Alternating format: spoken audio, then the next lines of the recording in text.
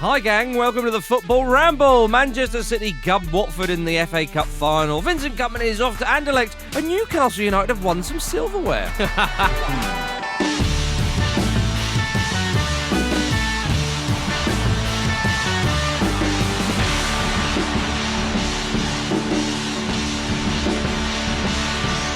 It's a slow news day, isn't it, Marcus? We'll save that for the very end. We'll save that for the grand finale.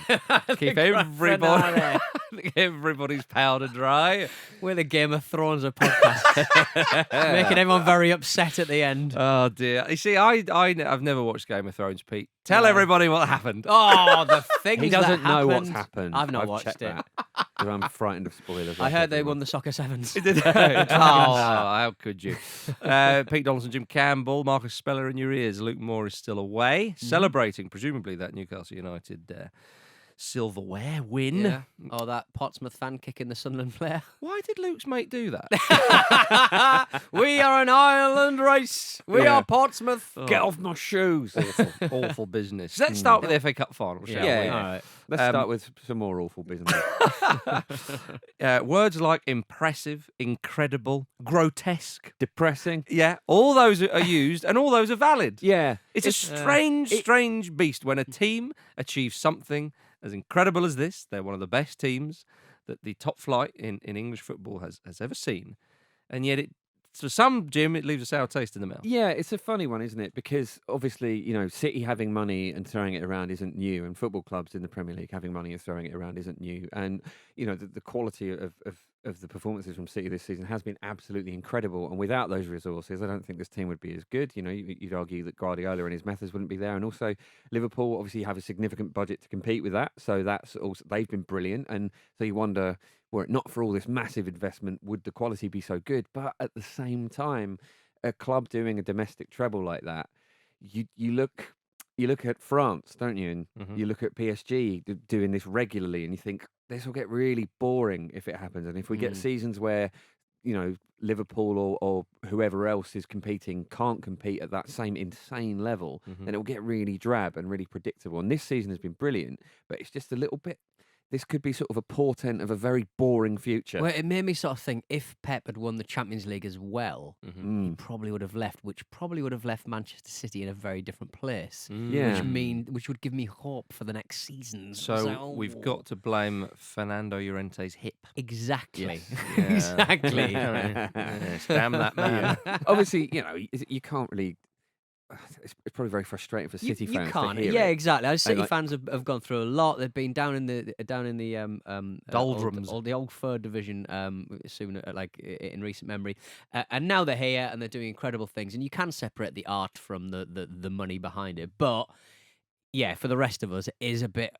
This is going to be like this for a while, isn't it? Yeah, exactly. I mean, if it had been if it had been a closer game, Yeah. or even if the scoreline had been lower, then I don't think it would quite feel so frightening. Yeah, if it was like a 3-0 or something like that, it wouldn't be quite so bad. But then you saw they had a chance at the start, Watford, and they could have put one away. It could have been oh so different. I mean, Yeah. just before we mention the game, you're right in what you're saying there, chaps. I sort of agree with you. But not only is it the huge amount of money they've spent it very well. Yes. And that's the difference. We've seen clubs with an enormous amount of money. They have been very effective with their spending. But Guardiola as well has improved players. Oh, absolutely. So and I'm the best coach Well, in look the at the world. way after the whistle goes to 9 minutes, he starts having a go at Sterling. Like a real goal, confetti in the air, and he's having a go at Sterling. I mean, if you want to see the measure of the man, it's like wow, Yeah. God, I wish he Raheem never would have just stops. gone, Pep, look, you're the boss, and I totally respect you. We've just run the treble, mate. Can I just have 5 minutes? Yeah. Can we do this in the dressing room?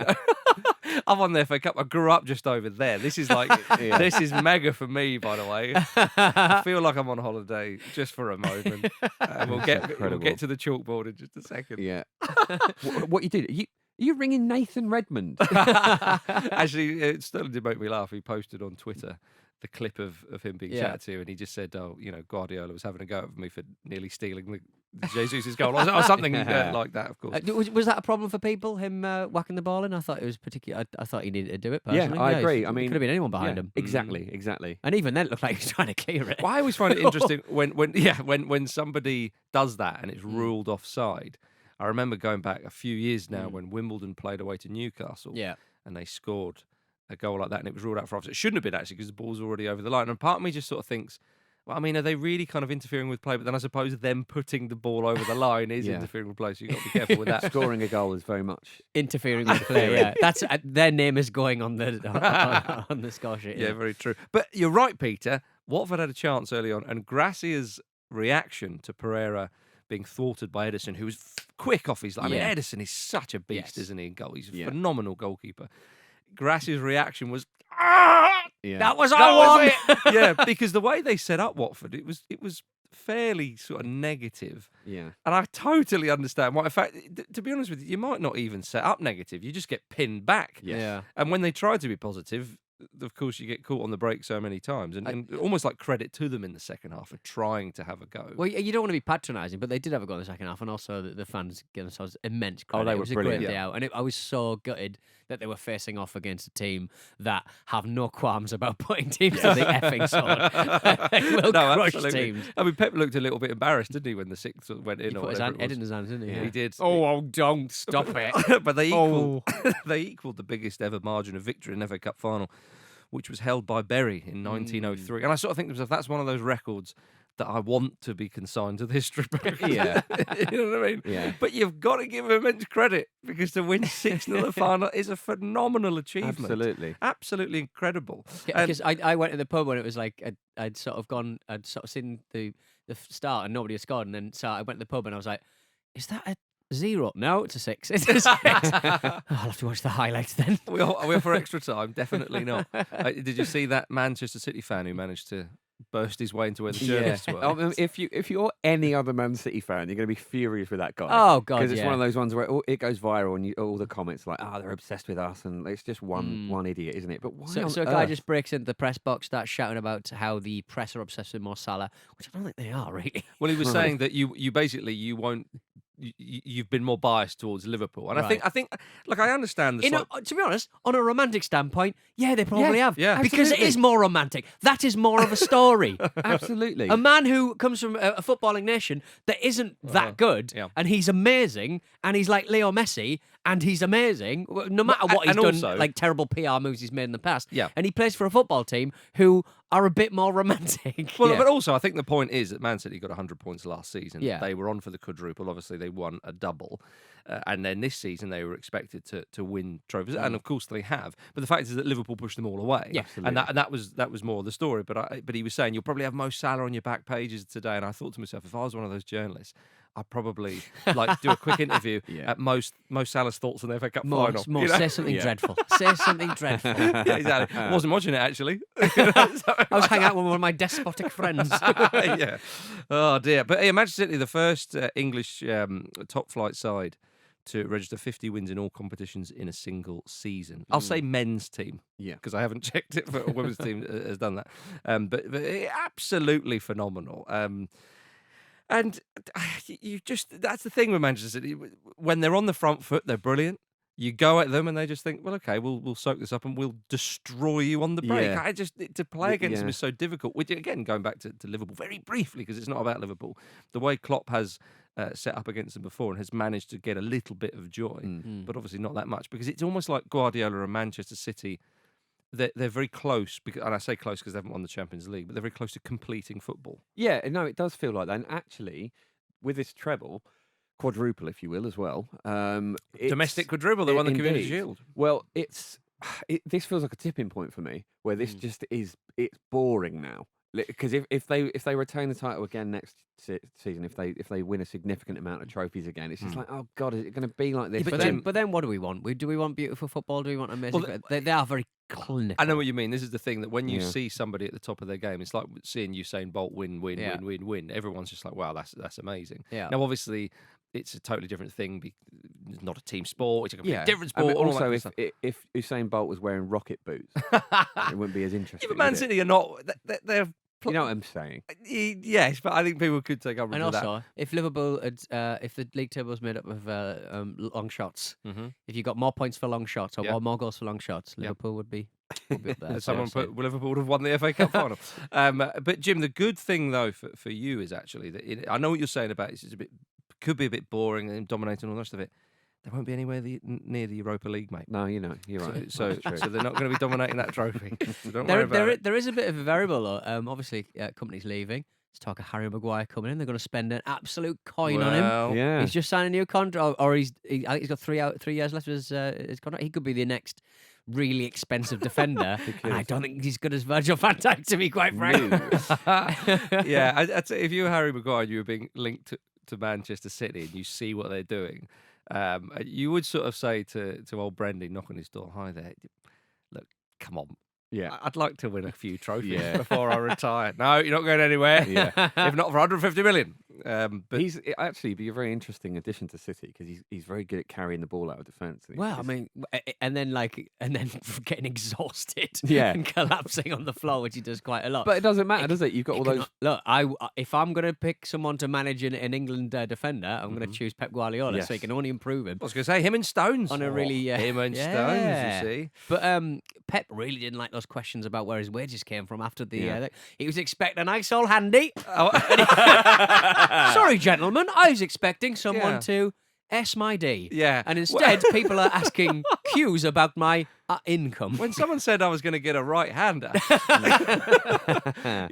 FFP and all that. I do get it from Pep Guardiola's point of view, though. He's sitting there in this unprecedented season of unbelievable triumph, and they're a bit like, so what about the spending next year? That's You're gonna exactly be what the Champions journalists League? should be doing, though. But Like, it's exactly. Absolutely, I couldn't agree Okay. more, No, Peter. but from his point of view. Oh yeah, the unbelievable success comes with caveats, doesn't it? That there's been so much money pumped into Well, this. And, that's you know, fair. That's not- fair. You yeah. know, other clubs do it as well, and this Yeah. is not me having a go at City, but that comes with the territory for Pep Guardiola. Yeah. I completely agree as well. That journalist isn't going to have many opportunities to ask that sort of question because at a City presser, you're never getting anywhere near that. You'll No. never speak to them again if you do that. So I think that was a journalist doing his job well there. So there we go. In League One, Charlton and Sunderland are in the final this coming Sunday. Charlton won on pens, of course, in their playoff semi-final. Sunderland and Pompey played out a 0-0 draw. Oh dear, Portsmouth. Oh dear, they were kicked out of the playoffs and did their own kicking, of course, in the stands. Very much so. What with the bloody hell's that about? dreadful dad. Yeah, we've sort of already spoken about that ghastly Well, incident. there was some sights in that. Yeah. There were some sights. Yeah. It's a stickler for Pompey, isn't it? But I think When you see that sort of thing and you're reminded that Luke's Portsmouth fan and from that neck of the woods, does it put things into perspective, Jim? No, it reminds me Or of context, where rather. I'm from and how it's just were there a Romford FC, it would be very similar. So Fair enough. Let's go to the Scottish Premiership. Hearts lulled Celtic into a false sense of security. It's all going off yesterday, wasn't it? Wow. Yeah, they lost 2-1 at Celtic Park ahead of the Scottish Cup final this weekend. So, again, lulled them. Always lulled them.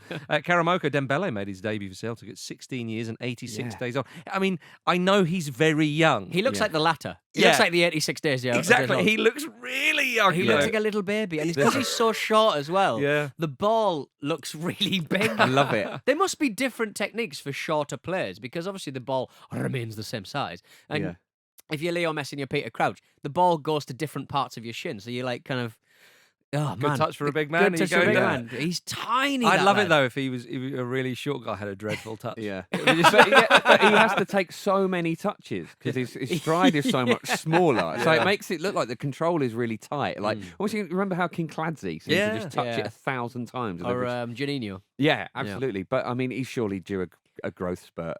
Well. But he looks very He's obviously a exciting. player for crying out loud. Yeah. Well, he's at that age, he's incredibly skillful. He's got a hell of a dribble on him from what I've seen. Exciting stuff. Whenever I see a player like that, I'm going, I'm going to give myself 5 minutes to watch his YouTube compilations because people love putting YouTube compilations together of those kind of players who are just jinky, small, kind of skillful players. Like, wow. The Anne of Cleves player, as we've said many times. Very enjoyable. But it's all about the cup final this weekend, of course. Celtic are on for a domestic treble, a treble. Speaking of, Do you think if Celtic win a domestic treble, it'll make Scottish football a bit boring, Marcus? What do you? I a bit think, predictable. What do you think about that? well, I think that if they win their third treble in a row, you do have grounds to think this could be spiced up a bit. Yeah. And the Gorgie boys are the ones that are standing in the way of Seasoning Celtic and the boredom of Scottish football. So who knows? I think we all know, but you never know. Again, once... Well, Rangers weren't that far behind them in the league compared to the troubles they've had in the past. So do you feel like Celtic? Yeah, they won it with 2 games to spare than their normal so 10 it's or not, something. it was like 9 points ahead or something like that, was it? But which is a yeah. lot. But I know what you're saying. But I sincerely hope Hearts win, obviously, on the weekend. I sincerely hearts. I heart Hearts. Steve Clarke and Kilmarnock finished third to qualify for the Europa League. So that was very good for them. But Clarke is being heavily linked with the Scotland job, so it looks like Sven is going to miss out. Oh no! I don't think there was any other eventuality for Sven. Can really? Can he not take charge of Kelly? Ask Killy. Would you not ask Kelly? Yeah. I think that's the problem. When he threw his hat into the ring for the Scotland job, I think that it was just not noticed by anybody apart from me. Probably loads of condoms and lube fell out of it. No, Sven. Oh, Jim Campbell. All bits of paper with phone numbers on it. Yeah. Oh dear. With his little kit And MySpace just in accounts. case. Doesn't keep a mobile phone just for to help his lawyer out, probably. Yeah. There we are. Less said about that, the better. Okay, let's go to the WhatsApp group. You got a little jingle for that, Pete? For God's sake! Welcome everybody. Now we get to it. Newcastle United won the Hong Kong Soccer Sevens. Hey, come on. Silverware. Sorry, no, retained the Hong Kong Soccer Sevens. Retained. Yes, I mean, how long has it been since it was retained, Pete? Exactly. We're I the Man City of even the Hong Kong Soccer Sevens is getting boring. What is happening to football? Oh, game's gone, mate. One Game's of gone. the midfielders went in net and scored the winner. Beautiful. Against Rangers. Yeah, Lovely. they did. They beat Rangers as well. Well, they came through a group which included Brighton, Kashima Antlers, and Kerry Yao Yi League Select. How on earth do you Fantastic. qualify for this? Like,